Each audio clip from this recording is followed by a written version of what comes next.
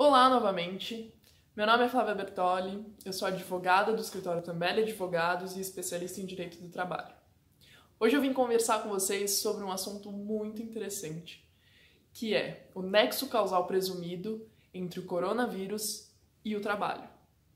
Vamos lá? Gente, coronavírus e suas inúmeras inovações no cenário internacional, né? Não seria diferente nas relações de trabalho. Vamos falar da doença ocupacional. A primeira tentativa de regulamentar essa questão da doença ocupacional e coronavírus se deu através da publicação da medida provisória 927 de 2020, o artigo 29, especificamente.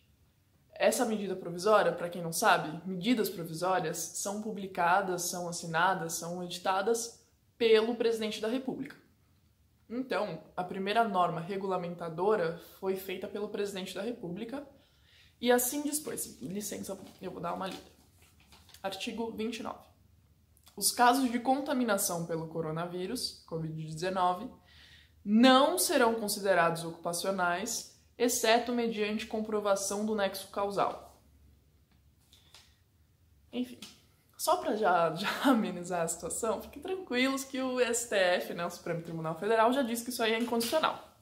Mas só para entender, qual que era a tentativa do Poder Executivo com essa medida provisória, com esse artigo da medida provisória.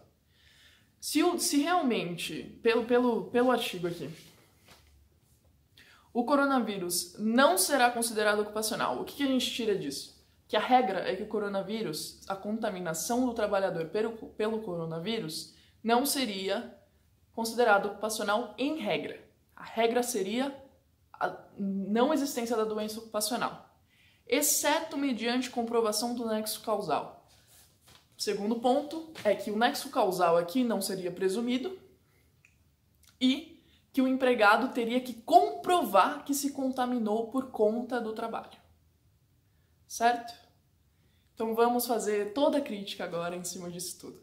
Bom, gente, é internacionalmente notório que a transmissão do coronavírus se dá de maneira exacerbada e descontrolada e que o único método eficaz para que se evite esse contato, para que se amenize a possibilidade de você se contagiar com esse vírus, que muitas vezes pode inclusive ser letal, é o isolamento social.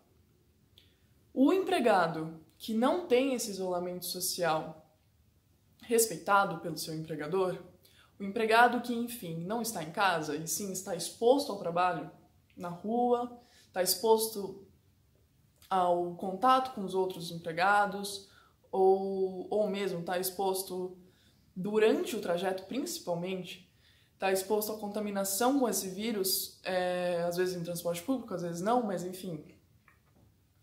Esse trabalhador que está na rua e não em casa, ele está infinitamente mais exposto ao contágio do coronavírus se comparado com o trabalhador que teve o seu direito de permanecer em casa, o seu direito ao isolamento social preservado pela empresa, pelo seu empregador. Mesmo sabendo disso tudo, ou talvez principalmente por saber disso tudo, o poder público, num primeiro momento, tentou afastar a responsabilidade das empresas caso os seus empregados, que estão expostos ao trabalho fora de casa, fossem contaminados com o novo coronavírus. Ocorre que a empresa, o empregador, é o único beneficiário pelos lucros do empreendimento, certo? E assim, os riscos inerentes à atividade do estabelecimento, da empresa, enfim, devem ser suportados pelo empregador e não pelo empregado. E o que a gente vê no cenário do coronavírus é que trabalhar fora de casa é uma atividade de risco. E por ser latente e notório internacionalmente que o contágio do coronavírus se dá de forma descontrolada, caso você, trabalhador, que continue trabalhando fora de casa durante esse período, venha a ser contaminado com esse novo vírus, saiba que nesse caso o nexo causal é presumido. E foi nesse sentido que o Supremo Tribunal Federal entendeu recentemente que a contaminação do trabalhador pela Covid-19 pode sim ser considerada doença ocupacional, mesmo que não haja prova do local de contágio. entendeu que o artigo 29 da medida provisória 927 de 2020 é inconstitucional. E essa decisão foi de relatoria do ministro Alexandre de Moraes, que destacou, entre outras coisas, que essa prova que eles falam, que seria, em tese, ônus do empregado, é uma prova diabólica, que não respeita as pessoas que ainda precisam trabalhar em atividade essencial, não respeita, por exemplo, os motoboys. O Alexandre de Moraes falou expressamente os motoboys, que como que eles conseguiriam comprovar esse contágio? Mas ele não é tão óbvio. Seria claramente você colocar o empregado para fazer uma prova que ele não seria capaz de fazer. Ele não conseguiria exatamente diante da impossibilidade de se dizer com precisão o momento em que se deu a infecção pelo novo coronavírus. Diante dessa exposição drástica a qual esses empregados estão submetidos, nada mais justo do que garantir os seus direitos. Assim, é obrigação das empresas, sejam elas públicas ou privadas, fornecer equipamentos de proteção individual, EPIs, que sejam capazes de amenizar o risco de contágio desses empregados que estão expostos. Álcool gel, luva, máscara, locais de higienização, enfim.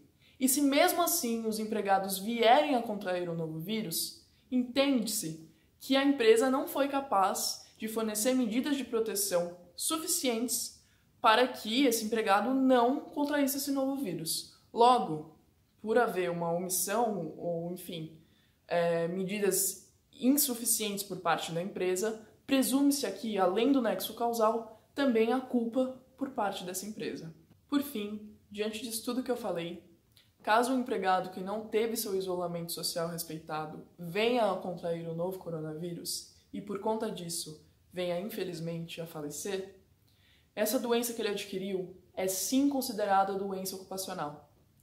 E por assim ser, doença ocupacional com nexo causal presumido e com culpa da empresa, do empregador presumida também, por não ter conseguido conter o contágio do novo coronavírus.